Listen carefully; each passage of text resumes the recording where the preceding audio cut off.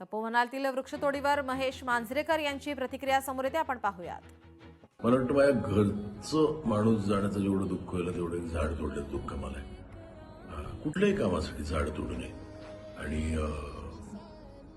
गरज असेल तर पर्यायी मार्ग निवडावा, पण झाड कृपया तोडू नका. अख्ख्या ग्लोबल वॉर्मिंगचं कारणच ते आहे की व्हेजिटेशन कापले, झाडं तोडली आहेत आणि काहीतरी वेगळा मार्ग खरंच निवडा, पण एकही झाड तोडू नका. आणि आमचे मित्र महाराष्ट्र नवनिर्माण सेनेचे अमय खोपकर सरचिटणीस आहेत, ते याच्यासाठी एक उपक्रम राबवतात किंवा चळवळ करतात. त्यांच्या या उपक्रमाला माझ्या खूप खूप शुभेच्छा. धन्यवाद. लोकशाही मराठी ऐका, पहा, जागरूक रहा.